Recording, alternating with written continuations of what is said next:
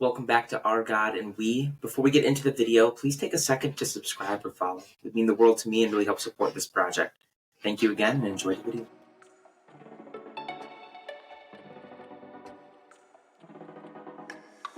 Hello and welcome back to Our God and We. I'm your host, Stephen Stapleton. Today we are joined by Curtis McClennan. Curtis is a 23-year-old student at the University of Kansas, getting his Ph.D. in astroparticle physics, where his current research is on ultra-high energy cosmic ray and neutrino detection, which is a mouthful. On a personal level, Curtis is one of the most intelligent, thoughtful, and deeply relational people that I have ever met. Curtis, I am so excited you are here. Welcome to the podcast. Well, what an introduction. I don't know if I can live up to that, but Oh, you do it with ease. You do it with ease, Okay. my friend. Thank you. I wanted to start a little bit with your testimony, getting to this point, because you are a Christian. What is the first time you were sort of confronted with any thoughts about God or the divine, really? So my extended family on my dad's side is Christian in broad swaths. But both my parents worked in the church my whole childhood. But not in a pastoring role, more in my dad is a counselor and my mom worked for the youth ministry. And so I remember growing up just like hanging out in the church while they were off doing adult things, which was a great time. And like, I grew up going to Willow Creek Church, Barrington. So mega church, interesting place to grow and develop as a Christian, where there are some parts that are good, but there are weaknesses to that style of church. But that was, like I remember in kindergarten, praying the prayer of like inviting Jesus into your heart and that whole thing, where it feels like in some sense, as far back as I can remember, I would label or think of myself as believing in God. And then it's been more of a gradient in taking more ownership and delving further into that and deeper and understanding more about what that looks like and who God is and what is required of me as a Christian. But yeah, the moment of like the first time you really experience God and kind of giving your life over to Him is not actually something that I really feel like I have a strong, precise moment for because of that. So growing up in a sort of megachurch context, do you think that it was difficult to sort of find your community, or because there was just so many people, it was just very almost fluid into like finding a community of believers that you could kind of have those like more intimate connections with? Yeah, and this is speaking mainly just to Willow Creek because it's the only one I've been to. And I know recently there's been, the church is having a very difficult time at the moment, but during that time, which was kind of the heyday of mega churches as well, they did a good job at subdividing and like making nice small group sized things, both for adults and then for me as a kid who was just, showing up every week, where they had very easy kind of built in groups and community that you could delve deeper in with. So yeah, the community aspect, I think it depends somewhat on your personality, on if you have an easy time making friends and getting involved in a group. It's super easy to do that even at a mega church. But if you are more reserved or don't have as easy of a time with that, I could absolutely see it being kind of an isolating experience instead. But as a kid, I never really had the opportunity to even figure what side of that equation I would land on. It was kind of, you just got funneled into something, which was great for me. So Yeah.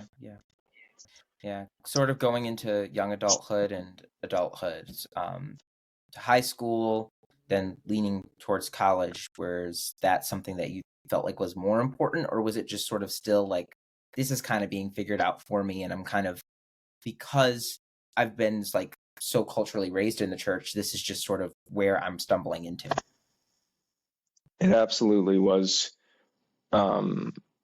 As I was going, getting older, I was attempting to really take my faith more seriously and get more involved in just being very present and like aware of the church, beyond just Sundays. So I got baptized, I think it was in 6th or 7th grade. But what is kind of interesting is, and Willow would even kind of say this to some degree, I think one of the main critiques that you can level against a place like Willow is that because there are so many new people that would show up every week, like the weekly attendance of Willow at the main campus, I think was like over 10,000, order of 10,000 people. And so you might have 300, 400 people that had never been to church before showing up. And that made them handle their sermons in a specific way of, it was, I think they're good at getting people introduced into the faith in a kind of very easy, I want to say like almost like frictionless way, but it's hard to go deep because you're not getting extremely precise and, more difficult messages from the pulpit, because every week they have to keep it kind of simple because of all the potentially new people that are showing up. And so I feel like that was absolutely limiting to me in some ways, where there were just things that are huge portions of our faith that were just never discussed. Like even little things of like, the covenantal name of God of Yahweh, right? Like I didn't know that until I went to Wheaton. Like I didn't even know, I'd never heard Yahweh as a word before until Wheaton. And that feels strange to me. So that is maybe as a example of it. Well, yeah, also, I think it's weird though, because we both went to, obviously, this is, for those who are listening, I forgot, I should have added this in the introduction. Curtis was one of my roommates at Wheaton, so we go back quite a ways, and obviously we went to undergrad together. I think that that's something a lot of people don't know, though, too. Yahweh's so interesting as a name, because it is translated in a lot of translations to English as like Lord. So you don't actually like see the name. And then when you add in the vowels that were added in ancient Hebrew, it's pronounced Jehovah. You know what I mean? Right. Which is Jehovah. Right. So there's like it's interesting, because even in the ways that this is translated, the same name is represented in 3 different names. Right. Which again is something that,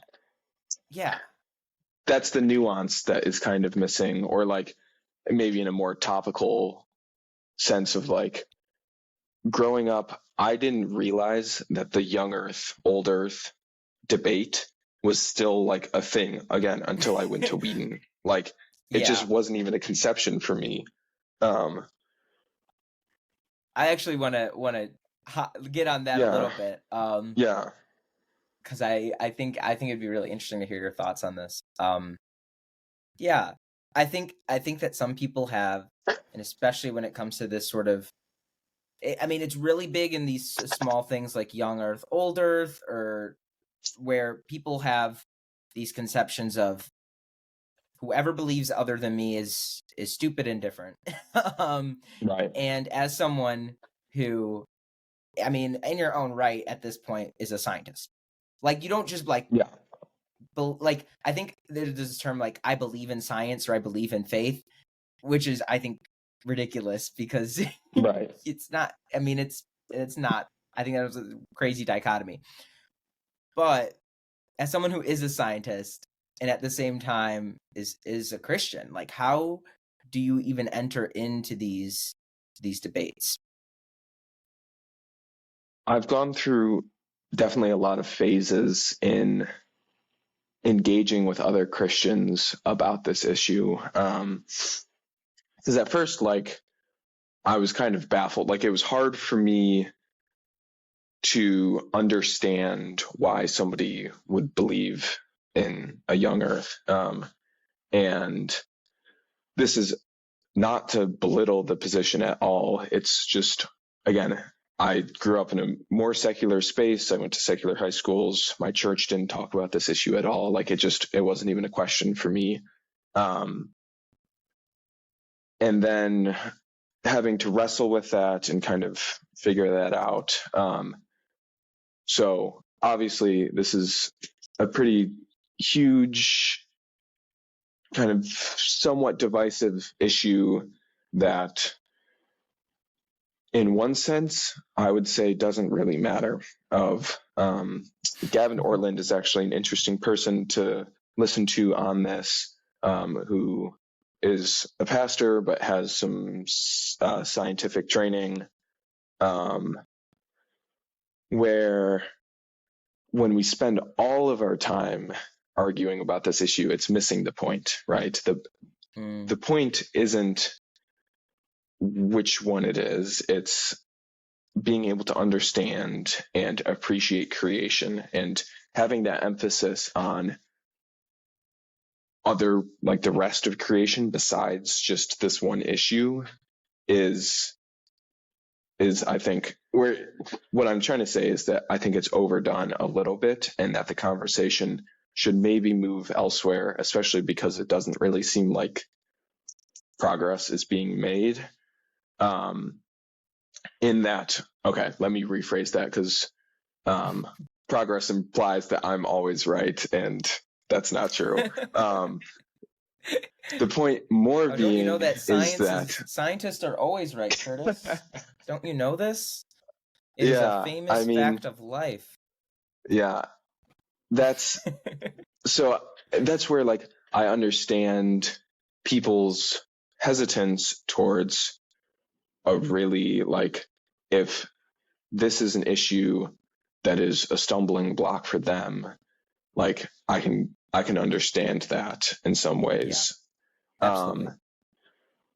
The parts, and these are the parts where I think it matters, is one, the scientific evidence, unfortunately, is really strong in moving against a 6,000-year-old Earth and 7,000-year-old universe. We don't need to get into that, but I've spent a lot of time thinking about this. It is currently my job to research and figure out these things. And from a scientific standpoint, the evidence is very, very strong. And you have to do a lot of bending and twisting to attempt to, get around these things. That being said, as I guess a little window into the scientific world right now, the claim of the universe is 13.8 billion years. That should be held very loosely and openly, in that One, that number comes from this other constant that we get called Hubble's constant that describes the rate of expansion of the universe.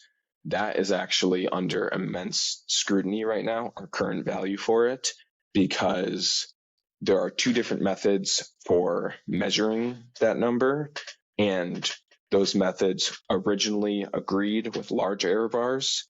Now, so like they had overlapping error bars, so like there could be one number that, meaning we have this thing weighs 10 pounds, but we know it within a couple ounces, right?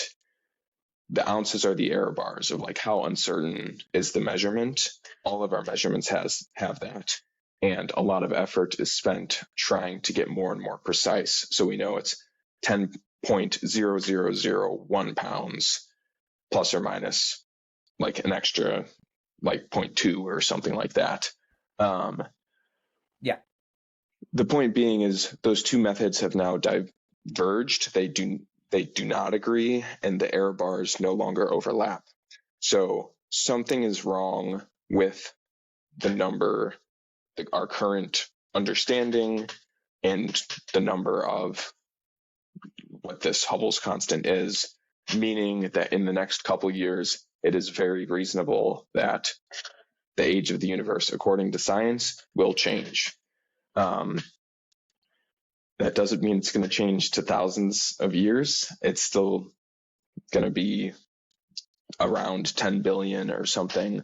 But when people say, like, you can't put your faith in science because it's always changing, there is some truth to that. Like, the number's changing, but it doesn't actually matter, is my argument, to the everyday experience of a person. It matters a lot for the rest of science, but whether the universe is 13.8 or 14 billion years does not change a single thing for you and I.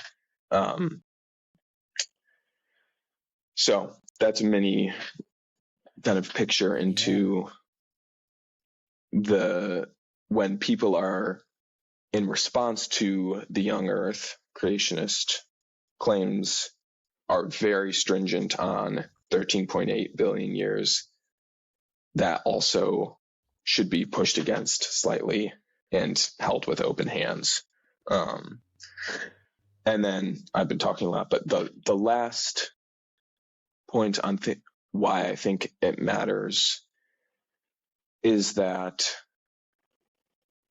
it's a stumbling block to people entering the church of if the message that it sends is in some sense you have to purposefully ignore logic or rational things that have been shown in order to be a Christian. It paints Christianity in an irrational perspective light. And while Christianity may be foolish to the world, it's not necessarily like irrational, and you have to turn a blind eye towards something that seems to be true. And that's kind of coupled with, if a general distrust in science matters for other things that aren't kind of this abstract age of the universe, but like vaccines and climate change and these things that have a very real immediate effect on us, like that's why this does matter in some sense, because it's tied to a general trust or distrust in science. So that's kind of my soapbox on this issue. No, I completely agree, actually. I was obviously joking when I said, when I was almost making fun of saying science is always right. Because it is something that is, I mean, it's ever changing. And I think that as someone who is like not a scientist, the way that I approach science from someone who does not have a scientific background is I have to trust the experts, and when the experts say something has changed, adjust. Now, this doesn't mean that I don't like have faith, but I think how you interact in the world has to change upon knowing new information. And so I think, especially, I think, evident with within the COVID pandemic, when certain guidelines would change and people would go, oh, like Fauci doesn't know what the heck he's doing. like obviously we can't trust any vaccines. Like that's, I think, ridiculous to me. Yep.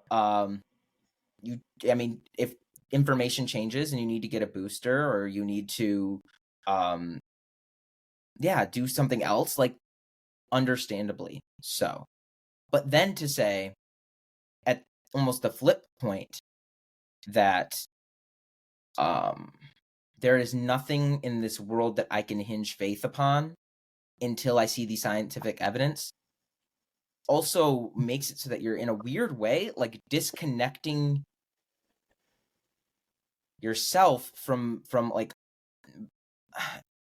a belief that is independent of what science could say in a way. Mm-hmm. Like there are truths that you won't necessarily, moral truths that help the way that you interact with the world that won't necessarily come through a scientific rational background.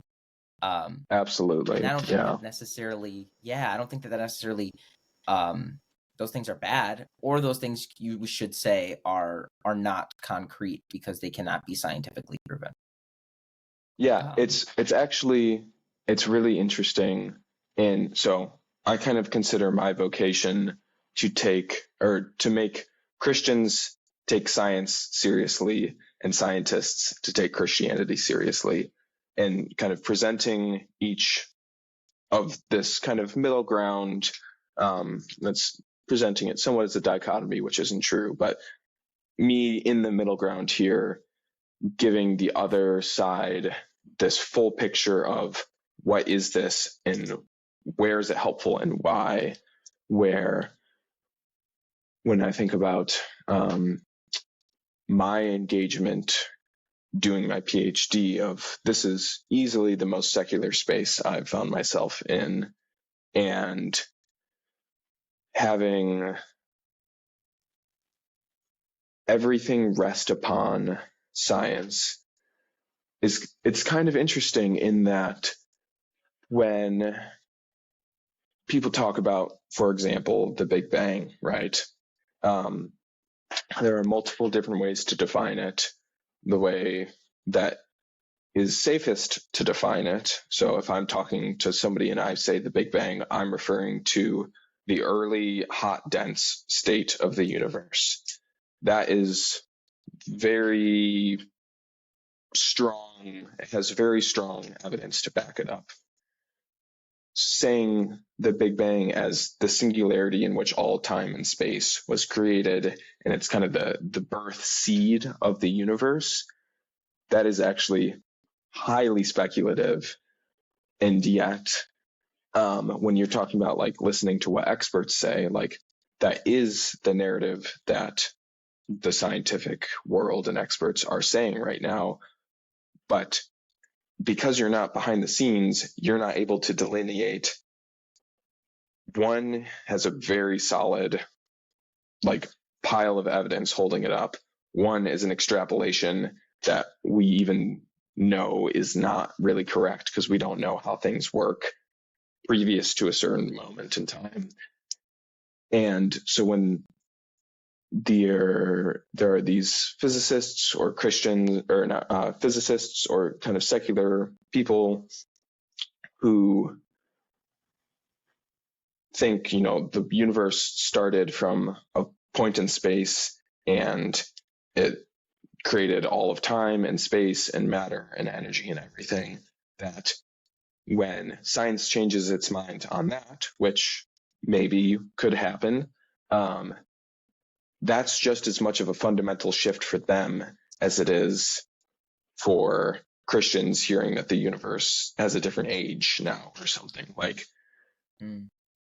everyone is kind of playing on similar footing here. And the important thing is to know what questions can science answer and which questions can't it. And you can't use science to answer you can't use science to answer itself. It's a circular thing. You can't look at the universe and figure out how the universe was created. That's not a question that science can answer without branching over into religion, philosophy, and theology, right? You can have a scientific twist on that answer of it's a singularity and all of it had infinite energy density and like all this stuff. But that's actually no longer science. That's philosophy. And that's where, from a Christian perspective, we're actually stronger on our claim to be able to say God created the universe in whatever means he chose, right? We don't actually know that. Science is still figuring that out. But that is a firm claim versus the scientific claim is actually a philosophical claim. It's no longer in science.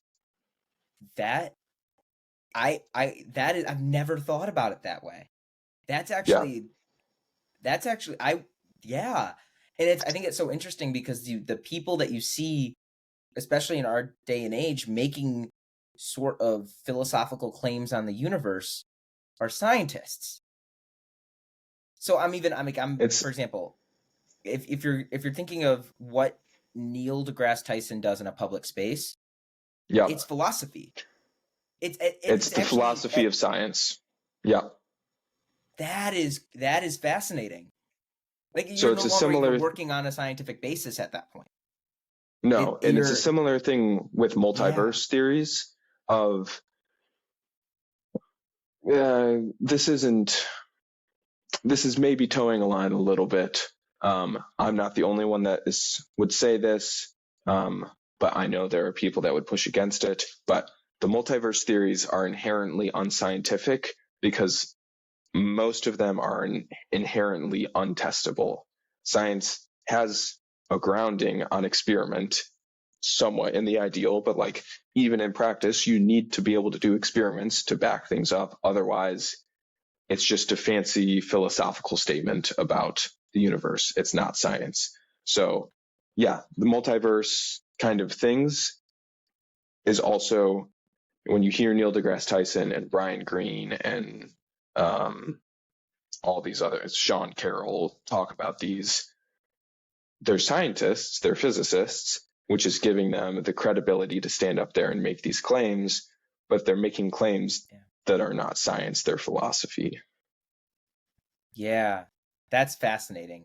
And that's actually an interesting segue into something else I wanted to talk to you about, is how, and I think this is also something I know you're passionate about. So how do you think about, in terms of things that are untestable and untested as it currently is, how fast technology is shaping before our eyes in its impact on kind of society as a whole?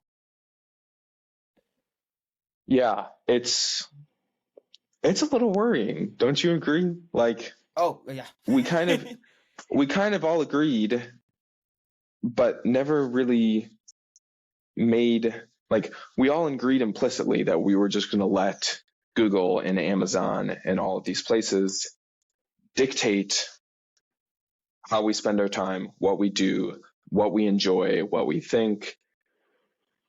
And I think have spent much less time thinking about that choice and that implicit choice and what it means for us. So when we have AI or phones or any of this other stuff, like, there's a real effect on our lives because of how much time is shaped via these things.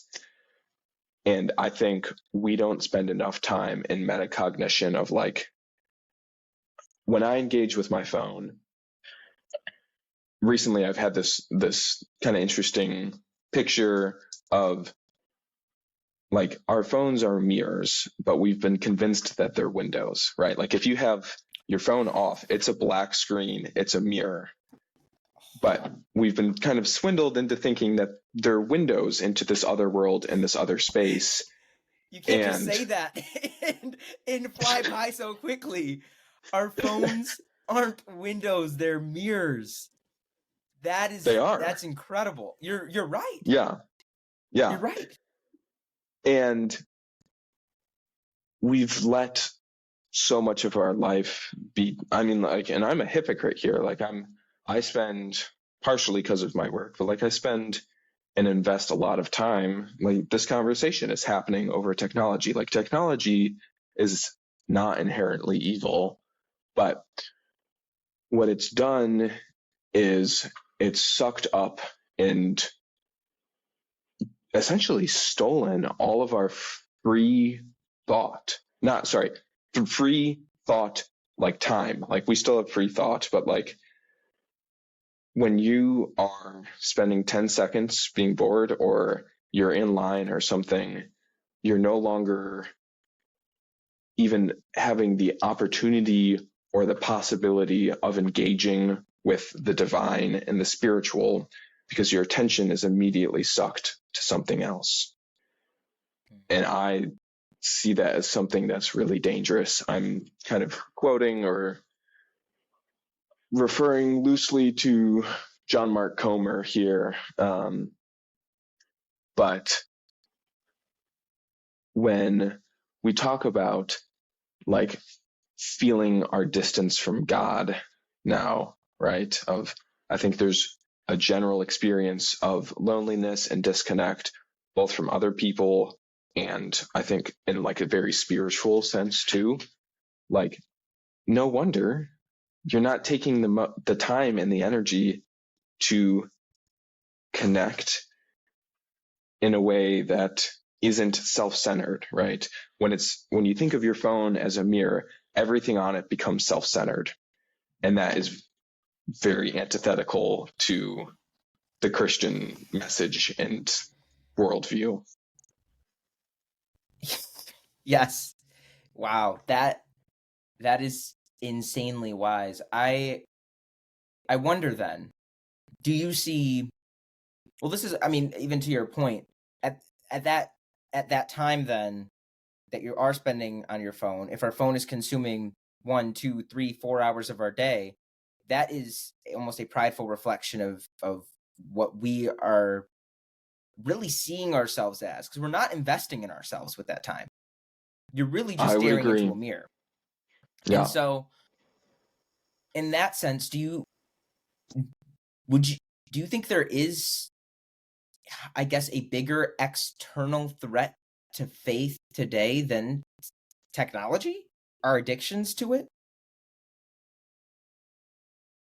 That's a good question.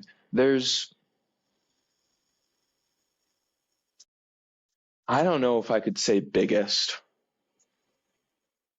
but it is absolutely, it's crazy when you think about how much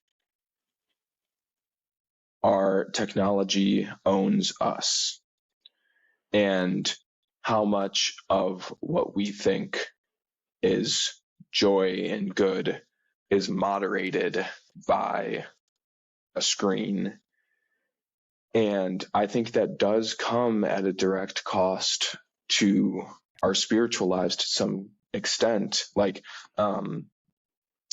also, again, I'm a hypocrite in the sense of I spend a lot of time using technology on my phone, one of those being movies. But there's this line in Andrei Tarkovsky's The Sacrifice where the main character is talking about how we use the microscope like a cudgel. This is Cold War era, so that's kind of a direct reference to nuclear weaponry and all of that, but has this line of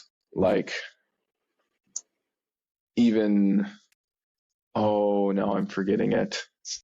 That's disappointing. But how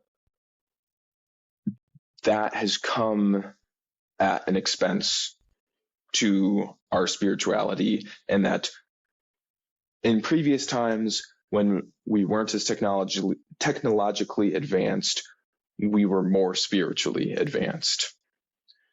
And it's not stated nearly as well by me. Anyone who's listening is interested, watch the opening monologue of The Sacrifice, and it'll be well worth your time. But I guess the question is, in some sense, do you think we can experience the divine and the spiritual in using a medium of technology or like screens, right? Because if you can, then my point doesn't stand. Yeah, it's difficult. It's difficult. I mean, it's hard. I mean, I tend to, when it comes to technology, I think agree much more with you than push back against you. It's difficult because as I've been even thinking about this podcast, it's been something that I've been thinking about for a while, and I kept getting back to the point of, do I want to create something that incentivizes people to continually use technology? Mm-hmm. I mean, I'm someone who has deleted social media for months before, specifically put my phone on the side for a week at a time. Like this is, I have had my gripes against technology for a while. But it's interesting because it's almost an interesting, I think, moral, ethical question of, people are online in this day and age. Do you, like, at some point, I think you have to engage with people where they are, and maybe, in a sense, hope that someone, after possibly even listening to this podcast, or if you're looking at a short or something, like, put down your phone and go and spend 5 minutes in silence. 5 minutes in silence, and see how your brain reacts. And if that is not scary enough to where 5 minutes can't be done, I mean, that is a serious addiction. That is a serious addiction if you cannot spend 5 minutes in a state of doing nothing. And that's where, because yes, I absolutely believe God has and continues to use technology in ways that are glorifying to him and good for us. I think those are the exceptions more than the rule, but like, they're present. And part of what makes me feel like I want to respond like so strongly against the way that our phones are kind of this inverse possessive of us is that I think it's one of the most powerful methods we have to witness today, in that if we're being called to live differently than the world and counterculturally, there are very few people I see deliberately shunning the convenience of technology, where that feels like there's a gap there for Christians and thoughtful Christians and Christianity to enter in and say, we're going to visibly shun technology, so that way when people ask us, why don't you have a phone, or like, why don't you use Amazon or these other things, you can say you can talk the gospel with them. Like, that's because it's so absurd to think, like what you're saying, like, there's an addiction here. Our generation, the generation below us, like, there's this humorous story of, at this camp that I worked at, you're not allowed to have your phone, and this person was coming in and saw that the staff didn't have their phone, and they were like, how do you do that? Like, that's like not having air to breathe. That's literally what it was, on the same level as like being able to breathe is being able to go on your phone. And obviously there are issues with that, but the point is, like, this is an opportunity to live counterculturally in a way that people are going to notice, ask about, and therefore have the opportunity to confront them with the gospel. Yeah. Absolutely. And that will only get more true as AI is further used and as, VR or AR eventually probably happens. Yeah. For those Yeah. that are possibly don't necessarily see technology or technological use as something that is inherently like harmful to them, or something that even if they may really, really depend on it, they don't really see that as anything that could possibly harm them.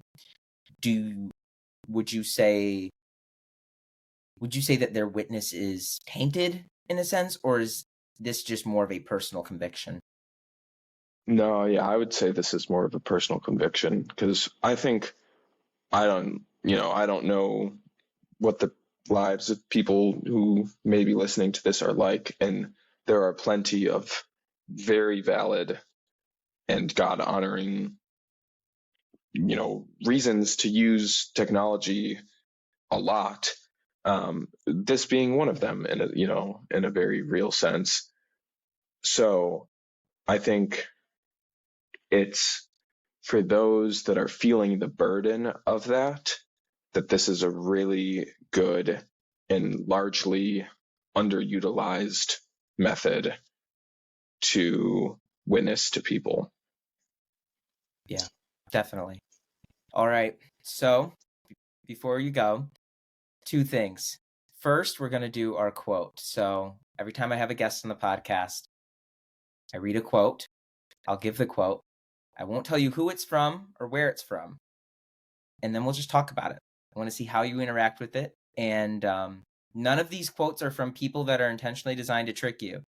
Yeah. I had a guest come on and they were like, what, are you going to read a quote from like Hitler? No, that's no. Every person here is respectable, and I personally have been influenced by them, if that is helpful. Mm-hmm. So interesting. So I'm choosing between two quotes. I usually get a set of like 2 to 3 quotes that I think could really impact us based on our conversation. All right. Here's the quote. We become obsessed with the language of how God might use us, never pausing to ask ourselves, what if God doesn't always want to use you? What if sometimes God just wants to be with you?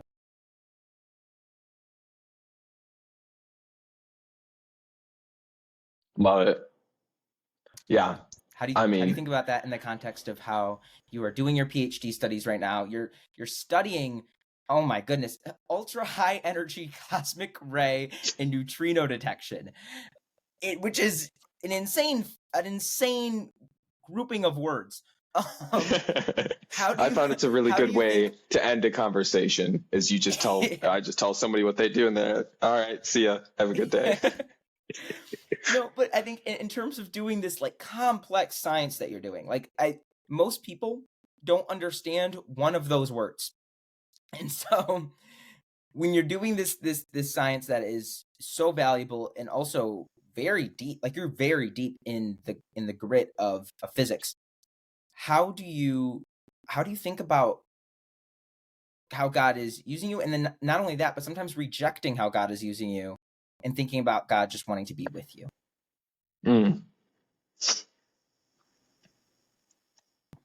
Yeah, my initial response to that quote is just how much we kind of just miss having just joy in just a mutual silence with God, a shared space with God of our culture and our general society. Like that's not what joy looks like. And I think we often miss that part of, who was it that said, what do you say when you pray? And they responded, I listen. And then they say, what does God say? And she said, I think is it Mother Teresa? I think she said this, but she says he listens. So it's like this mutual just listening and enjoying your presence with each other that we never experience because we never take the time to do it. And I'm still, trying to figure out what God is doing with me and through me in my degree and my research and all of that. So in one sense, it is a good reminder of like, God isn't, we're tools, but we're also something that God delights in and just wants this relationship with us that I think I needed to hear today. So thank you. And makes me think about how much, how do I want to say this?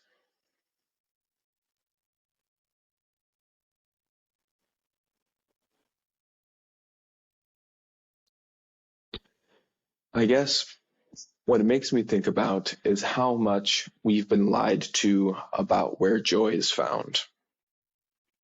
In that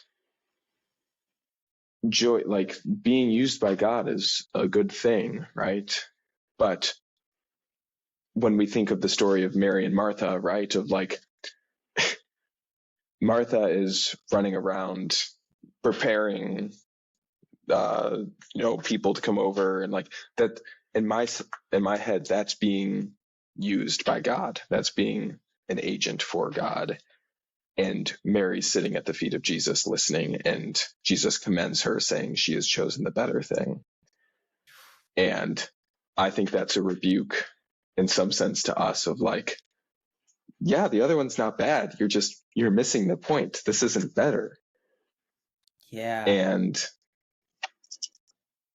making it our ambition to leave a quiet life, as is that James?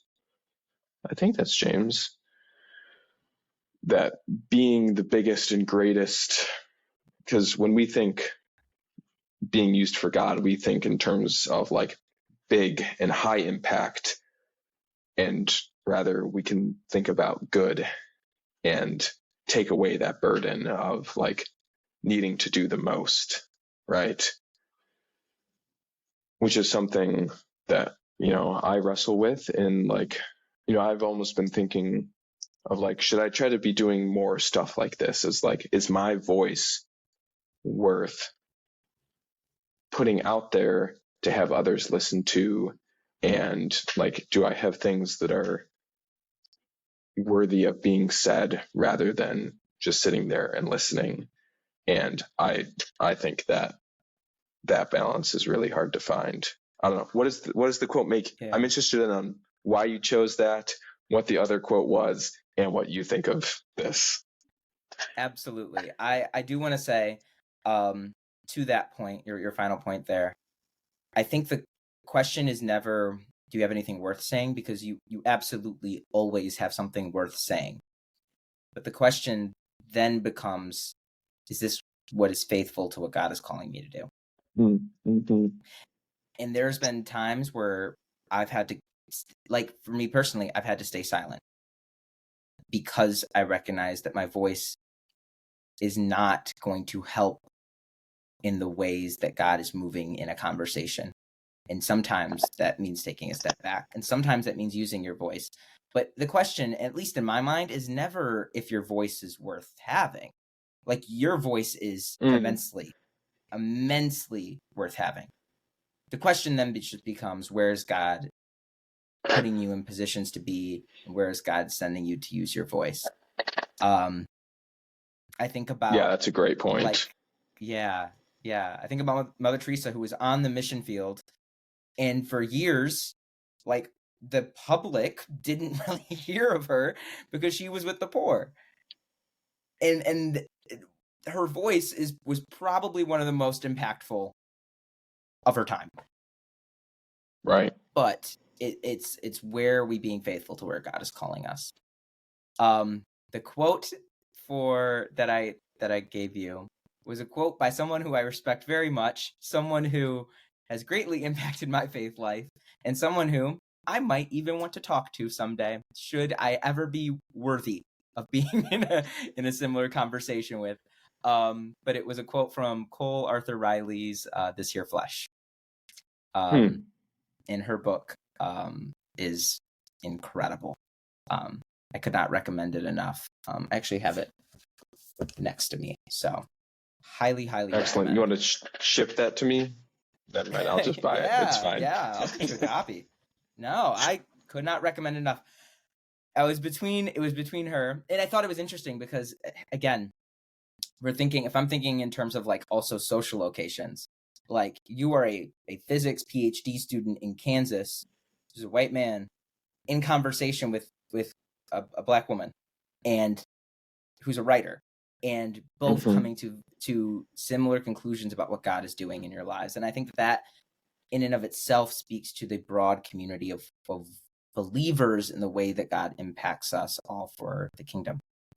The other quote was by someone who I don't think is not a Christian. It's not a Christian at all. And it was a quote from George Orwell's 1984. Interacting specifically with divisions, or I was going to frame it with interacting with divisions in the church. The quote was that the enemy of the moment always represented absolute evil, and it followed that any past or future agreement with him was impossible. So, I love the way you interacted with that quote, though, and that was incredible. Final question before we close out here. Without naming a quote unquote correct or orthodox answer, I want to know why you are a Christian. It's interesting. I'd actually recently been thinking about this, in that if somebody in my program asked me that exact question, what would I respond with, right? And the first thing that came to mind is that I could explain to somebody why I was a Christian in 2 words: Calvary and Gethsemane. Because obviously there's Calvary in the fact that our God bears scars, right? Like that, Calvary cannot be overstated in the sense of that's where the heart and the pinnacle of our faith lies, is on that tree with Jesus nailed to it and dying and rising again 3 days later. But the interesting, what I recently read the Gethsemane account again, and what struck me about it was how real it felt to our time of there's darkness and it's coming, and we know it's coming, and everyone else around us falls asleep, right? Like there's something about Jesus going out, just praying his soul like through drops of sweat, and the people closest to him not being there to back him up with that, falling asleep on the job, literally, and him rebuking them, but like kindly, and even like to me, I read it as like knowingly of like that this is not unexpected. Like there's something about that picture of Christ that is so grabbing to me of like, that's somebody who I can relate to. That's somebody that is worth my life and following, is somebody who had that dark moment and knows what it feels like to see the evil and feel the evil and yet go through with faith anyways. And those two things, I think, is the greatest distillation of why I'm a Christian, is the hope and the perseverance, in a sense. Yeah, that's beautifully put. Curtis, it is always a pleasure. Thank you so much for joining on the podcast. Thank you so much for watching. If you enjoyed this video, please like, comment, subscribe, or follow. It really helps support me and the communal project of Our God and We. Thank you, and I look forward to seeing you next time.